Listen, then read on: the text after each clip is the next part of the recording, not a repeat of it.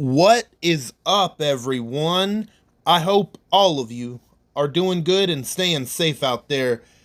It's the one and only magnificent bird, Beak, speaking to you today. And in today's video, I'm going to be going over my AEW Forbidden Door 2026 predictions.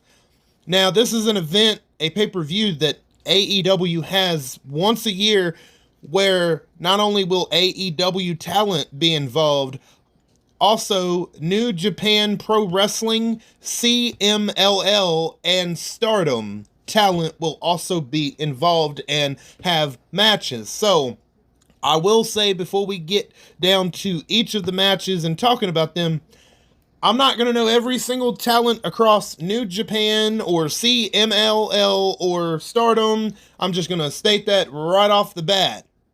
And I'm probably going to mess up some of the names as well, but just stick with me and we will get through this the best we can. So, I don't think there's much else to say, so let's go ahead. Well, actually, yeah, there is one thing I do want to say.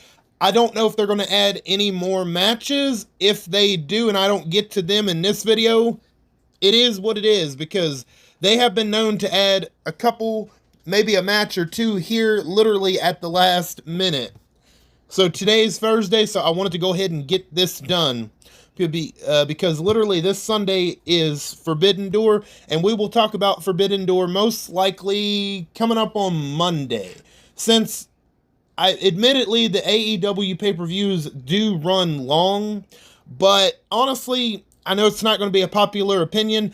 I'm fine with a long pay-per-view. I feel like the more matches you have on a pay-per-view, the more worth it it is for the price tag that they charge. I don't want to watch a pay-per-view with only 4 matches. Are you serious? I don't consider that a pay-per-view at all. You need to have at least 8, at the minimum, 7, 8 matches. See, that's what I would consider a pay-per-view. But with all that out of the way, let's go ahead and get into these predictions.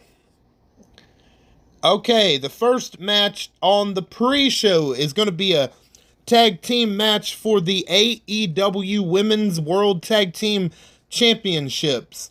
We have Megan Bayne and Lena Cross, the women's tag team champions, defending against Thunder Rosa and Olympia. Yeah, where the hell has Thunder Rosa been? Damn, she finally emerges. She pops her head out of whatever hole she's been crawling. I don't know where the hell she's been, but okay, it'll be good to see Thunder Rosa again. But who do I think is going to win this match? I think both Megan Bayne and Lena Cross are going to beat Thunder Rosa and Olympia. Now, Olympia, she might be from CMLL, I think. Because I remember seeing her on a random episode of Dynamite a couple years back. I think she's from CMLL, I'm pretty sure. Probably around Forbidden Door time, in fact, probably. And the reason I'm picking Megan Bayne and Lena Cross to beat them is because I believe that Megan Bayne and Lena Cross are going to go into All In as the tag team champions, because I believe they are going to have 2 opponents already waiting for them. I mean, it hasn't been confirmed yet, but I believe we are eventually going to get Megan Bayne and Lena Cross defending the women's tag team championships against the Brawling Birds. That would be Alex Windsor and Jamie Hayter. So I believe that match is eventually going to happen. So that's why I'm going to pick Megan Bayne and Lena Cross to win and retain. Next up, well, I guess we're ready for the main show. That's what I'm saying. They're probably going to add a couple of matches to the pre-show, I would imagine. But if I don't get to them, oh well, it is what it is. So now we're on to the main show with yet another tag team match. But this is going to be for the AEW World Tag Team Championships. We have Cope and Cage, Adam Copeland and Christian Cage, defending the tag team championships against the generic white goons. I'm sorry, I mean the dogs, David Finlay and Clark Connors, aka the generic white goons. Do y'all even have to really wait for me to say who I think's gonna win this fucking match? Do I think the generic white goons have a legitimate chance at beating two legends? Hell no, I don't. Give me Adam Copeland and Christian Cage. Yeah, Tony Khan's made some dumbass decisions, but is he going to be that dumb to give the generic white goons, aka the dogs, the tag titles? No. I'm going to be honest with y'all. This is as good as it's going to get for the dogs. After the dogs lose to Adam Copeland and Christian Cage, they're just going to fumble back down. This is going to be their biggest moment. So the storyline here is after Edge, aka Adam Copeland and Christian Cage, had won the titles, they wanted to bring back the 5-second pose like they used to do in the late 90s, very early 2000s, and they were getting ready to do it, and that's when the dogs, David Finlay and Clark Connors, attacked them wanting a title shot, wanting to try to make a name for themselves. So that's what led us to this tag team title shot. For the life of me, I just do not see Adam Copeland and Christian Cage losing. Nah, not yet. Nah, they got plans for them to be the tag champs at All In for sure. Absolutely. So, nah, this will just be somebody that Adam Copeland and Christian Cage can beat down. Yep, the dogs are going to get fed to Adam Copeland and Christian Cage. So, yeah, give me the tag champs to win and retain. Now we have another tag team match. Wow. A 3-way tag team match between the Young Bucks, Matt Jackson and Nick Jackson, versus El Sky Team, Mystical and Mascarada Dorada, versus Unbound Company, Chicago Takagi, and Titan. I told you I was going to fuck up on some of these names. I apologize. That last team, I don't know either one of them. I've at least seen Mystical and Dorada. At least I've seen them on AEW. The other two, I have no fucking idea who either one of them are. So, who do I think is going to win this match? It'll either be El Sky Team or the Young Bucks. It'll probably be, I don't know. Should I just go ahead and say the Young Bucks and move on? Yeah, fuck it. I'll just go with the Young Bucks, and yeah, so we can move on. It could be El Sky Team. I don't know, but I guess I'll go with the Young Bucks. I'll stick with it. Even if I get it wrong, it is what it is. All right, next up, we have a singles match for the AEW Continental Championship between the Continental Champion Jon Moxley defending against Bandito. Ooh, this will be a good one. This will be a fucking great match right here. When Jon Moxley wants to put on a good performance, oh yeah, he can definitely put on a good performance. And yeah, Bandito is a talent where, this match is probably going to be better than I'm thinking it's actually going to be. So that's a good thing. Is Jon Moxley going to lose that Continental Championship? I have no idea. Who knows what they're... I don't know. I'm going to say Jon Moxley is going to probably retain. Even though it would be a pleasant surprise to see Bandito win. But I think Bandito and Brody King, they're trying to team them back up together. And who knows? I think that tag team division in AEW is about to start picking up steam in the next couple of months, more than likely.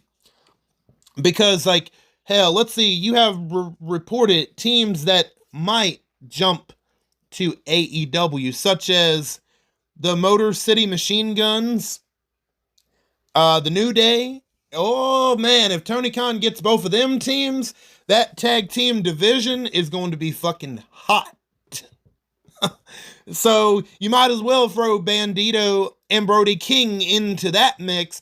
Oh man, I'm just saying, I'm not saying it's confirmed that both the Motor City Machine Guns and the New Day are coming to AEW, but I could see the New Day, Kofi Kingston and Xavier Woods be like, fuck it. We got screwed with WWE, so why don't we try our luck in AEW? I could see it being a realistic possibility now because I believe AEW, not AEW, but WWE rather. WWE kind of like screwed them out of their contract. And here's the thing, Kofi Kingston has been in that company since what, 2007, 2008? I guess TKO over there in WWE, long time loyalty with the company don't mean fucking shit, huh? I mean, I gotta commend Kofi Kingston for being with that company so fucking long. Absolutely. Shit, he's won, what, they won multiple tag teams championships. I don't know the exact number, but I mean, it's a lot. And for Kofi Kingston and Xavier Woods to possibly jump over to AEW, which I think could become more of a reality since they're not with WWE anymore. They're like, fuck it. This might be our last little run, so why don't we try out AEW? You never know. You never know. And the same with the Motor City Machine Guns. Man, the WWE, they really fucked up the Motor City Machine Guns momentum. I mean, holy shit, they came from TNA, who they're partnered with now. TNA used them so much better. WWE, yeah, sure, they won the tag team titles on their first night or whatever, but after that, they did not have a plan with them at all. They're like, yeah, let's give them the titles for a minute, and then once we take it off of them, we got literally shit for them. So yeah, give me the Young Bucks. I mean, I'm sorry, Jon Moxley. We are on talking about tag team matches, and here I am supposed to be talking about this one-on-one match. But give me Jon Moxley to retain the Continental Championship. Now, we have another singles match for the IWGP Global Heavyweight Championship. We have the Global Heavyweight Champion, Shota Unimo. Again, I probably fucked that up, but we're going to move on. the SU man, is defending against the Bastard Pack. I'm just going to, I guess, Shota Unimo, I guess I'll pick him to win and retain because, like, what is that? Is that New Japan? I think it is. I don't know. I'm just going to go with Shota Unimo to win and retain. If Pac wins and I get it wrong, oh well, it'll be all right. It is what it is. Next up, we have another singles match for the AEW Women's World Championship.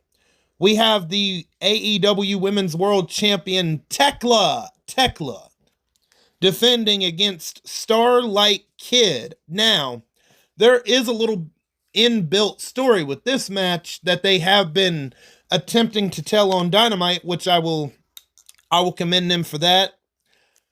I actually kind of am looking forward to this match, even though I don't know who Starlight Kid is, because before Tekla came to AEW, she worked for Stardom, and she got fired by Stardom, and she keeps bringing that up, and because Forbidden Doors season has approached us, she came out there with both Julia Hart and Sky Blue, and they went to the back and they got a ladder, and they set it up, and Tekla climbs it on the stage where like the Titantron is and all of that, and she climbs the ladder, and I'm thinking, what the hell is she doing? And she literally goes to the Tritonton, the part of the Tritonton where it says Stardom, and she literally spits on the name Stardom. So Tekla, her thing here is she wants to prove to Stardom that it was a big mistake that they fired her, and she's pretty much wishing death upon Stardom. And with this Starlight Kid, apparently Tekla has never beaten Starlight Kid, and that's where this match has come about. And it's gotten to the point where Tekla, over the last couple weeks, has invaded Stardom a couple of times, and she, most recently, she even attacked the president of Stardom and even shaved his head a little bit. So, yeah, there is at least a inbuilt story with this match. And who do I think is going to win? I think Tekla is going to win and retain, because right now, like, oh, you know what? We're going to talk about it because it's the next match. Yeah, oh yeah, Tekla is going to make it all the way to All In. Oh yeah. Yeah, so give me Tekla. Unless, I don't know, unless Toni Storm returns. I have no fucking idea. I don't know where Toni Storm's at. She's probably taking a break, which, I mean, good on her. She's a hell of a talent, but right now, I see no reason as to why Tekla wouldn't make it to All In with the championship. Next up, we have the Women's Owen Hart Cup Final, where the winner receives an AEW Women's World Championship match at All In.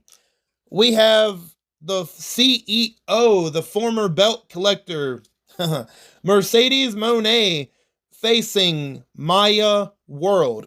Okay, so let's just start off by saying that neither Mercedes Moné or Maya World were even supposed to be in this tournament, but injuries happened that knocked out both Willow Nightingale and who did Maya World replace? Maya World replaced Sari, I believe it was. Yeah, okay, so I truly believe that Willow Nightingale, they were setting on her winning the whole thing. It seems like it to me. But Willow Nightingale got hurt with a shoulder injury, and she had to relinquish her spot and her TBS championship. So, who do I think is going to win? I mean, is that a serious question? Come on now. Oh, God. You know, Maya World, nobody expected you to be in the finals of the Women's Owen Hart Cup Final. But, sorry, Maya World. You're about to be buried, figuratively, in that wrestling ring against Mercedes Moné. I don't see a scenario in the world where Maya World wins the fucking tournament. I don't see it. I'm not buying it. What are they going to have? Tekla versus Maya World at All In? I don't... yeah, I doubt that. Because, like... Okay, let's say if they do Mercedes Moné and Tekla, which I believe that's the direction that they're going in. Yeah, okay, both of them are technically heels. But... I'm telling you this now. As we get closer to All In, yeah, sure, Tekla is a heel, but I'm telling you, she's going to get a baby face pop just because people are going to be so fucking annoyed with Mercedes Moné. It's going to temporarily turn Tekla face while still being a heel, if that makes sense. I believe she will get more cheers than Mercedes Moné. I'm going to be honest with you guys. I am not looking forward to this match whatsoever. In fact, I don't even think I watched one match in the Women's Owen Hart Cup tournament. One match, and that was Athena and Mina Shirakawa. The Women's Owen Hart final is very predictable, but it's a very bad predictable. Sure, nobody expected Maya World to be in the final, but once Mercedes Moné got the call to be in the tournament, we're like, yep, it's done, it's a wrap, that's it. You might as well go ahead and crown Mercedes Moné the winner now. And congratulations to Mercedes Moné. I'm congratulating her in advance when she beats Maya World. I do not see a situation in the world where Maya World wins the tournament. I don't believe it. I'm one of those people where if somebody says something's going to happen or a certain game's going to come out or whatever, I'm like, yeah, I'll see it when I believe it. I'll see it when I believe it. Oh yeah, speaking of a game, I'm not going to talk about it in this video, but oh my God, we definitely got a game to talk about, and not in a good way, by the way, but we'll get to it. We'll get to it. I got plenty of time to talk about it. And y'all probably already know what game that is. But anyway, I'm going to go with Mercedes Moné to win and go on to get a women's world title shot against Tekla at All In. Okay, next up, we have a singles match between Kenny Omega versus Zack Sabre Jr. Now, Zack Sabre Jr., I believe he's with New Japan. But I kind of know him a little bit just from him popping up on Dynamite here and there, especially around Forbidden Door season. So this should be a really good match. Now, who do I think is going to win? Well, let's think about it for a second. Normally, I would say Zack Sabre Jr., but I'm kind of leaning toward Kenny Omega, and let me tell you why. So, Kenny Omega, some of you might not like this, but I'm going to go ahead and say it. Kenny Omega has been talking more about wanting to get a world title shot, and we have a pay-per-view coming up next month called Redemption in Canada. So, I believe they are going to be setting up Kenny Omega and MJF again for the world title. That's not confirmed, but I would be shocked if it doesn't happen at this point, because Kenny Omega keeps bringing up he wants another shot at the world title. He keeps bringing that up. And we're getting close to Redemption, which happens to take place in Kenny Omega's hometown. So, I don't know. Will that change plans for the world title scene at All In? I mean, it's not impossible.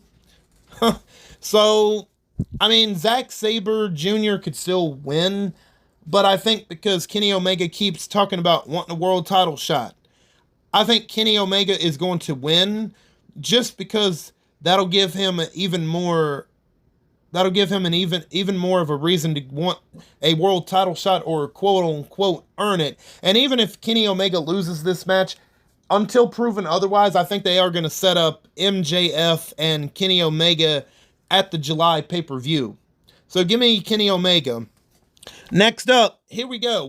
This is where we got predictable, but we have good predictable with the men's Owen Hart Cup final, where the winner receives an AEW World Championship match at All In between Will Ospreay and Swerve Strickland, with Prince Nana in Swerve's corner. Okay, so about 2 years ago at Forbidden Door, Swerve Strickland and Will Ospreay faced each other for the AEW World Championship, and that was a great fucking match. That was during Swerve Strickland's world title reign back about 2 years ago, like I said, and Swerve Strickland won that match. Now, do I see Swerve Strickland winning this match? No, I don't, because for a couple of factors. All In is going to be in London, and they are pretty much telling you blue in the face that Will Ospreay, he is fighting for this world title shot. He will do anything for this world title shot. Even to the point where now the Death Riders are Will Ospreay's training partners, or I forgot how he said it, but the Death Riders, John Moxley and all of the Death Riders, are training him, and Will Ospreay does have a little bit of edge to him while still being a babyface. And I believe that Will Ospreay will get that win back against Swerve Strickland from 2 years ago and go on to main event All In against whoever the world champion is. Now, I was confident that they were going to do MJF and Will Ospreay for the world title at All In, but however, what I had just mentioned just before with Kenny Omega, I believe they are going to be setting up Kenny Omega and MJF at Redemption for the world title. Now, could they get cold feet on MJF and Will Ospreay for the world title? Could they have Kenny Omega walk into All In with the world title and face Will Ospreay? uh, it. I don't know. I mean, it's not impossible. I mean, think about it. They took the world title off of MJF to give it to Darby Allin for about a month. So, I think it could be more and more of a reality that MJF isn't the world champion going into All In. I wouldn't do that, but I would do MJF and Will Ospreay for the world title at All In because like I said, I think it was about 2 years ago, MJF faced Will Ospreay for the then AEW American Championship, and that was a great match. One of the best matches of that card. I think that was the International Championship, but that was that whole thing when MJF turned it into the American Championship, and he was calling Englishmen like red coat traitors and all this shit. He was all about America, America, America. That was a great little fucking gimmick he had going on when he had that international championship. He won from Will Ospreay. I would do MJF and Will Ospreay again, except for this time it would be for the world title, but until proven otherwise, I have a feeling they might go with Kenny Omega and Will Ospreay, but I don't know. We'll see. This match should be a great match. Will Ospreay and Swerve Strickland. This is actually the match that I'm looking forward to the most out of anything on the card. So those two really tore that house down 2 years ago at Forbidden Door. And I'm expecting nothing less because, yeah, Will Ospreay is still the face, but Swerve Strickland is now a heel where he was a face 2 years ago. So, and Swerve Strickland is talking about, I can't believe you would align yourself with the Death Riders, that you've changed and all this stuff. Even though last year they pretty much worked together to quote unquote bring down the Death Riders. It's very interesting storytelling that, yeah. I'm looking forward to this one because I know both of these two can deliver a damn good match. So give me Will Ospreay to get that win back and go on to All In for the world title shot. Next up, which I'm assuming is going to be the main event of the show, we have a 12-man steel cage match. If Briscoe's team wins, Mark Briscoe will earn an AEW World Championship match against MJF. So we have Team Briscoe, Mark Briscoe, Orange Cassidy, Roderick Strong, Kyle O'Reilly, and Takeshita, the international champion Takeshita, and Darby Allin facing MJF and the Don Callis family. Kevin Knight, Kyle Fletcher, Jake Doyle, Okada, and Andrade. So, who do I think is going to win this match? Well, they gave away this match just last week, except it didn't have a steel cage, and Team MJF actually won that match on Dynamite, so that's having me believe that Team Mark Briscoe is going to win this match, setting up a future world title shot between Mark Briscoe and MJF. Not at Redemption, however. There is a special Dynamite coming up in the next couple of weeks called Beach Bash, I think, or Beach Break. I can't remember the name exactly. So I believe that show is going to be in Florida. And I believe that's where that world title match would be taking place, because I don't see, as much as I like Mark Briscoe, I don't see MJF versus Mark Briscoe being a main event pay-per-view for the world title.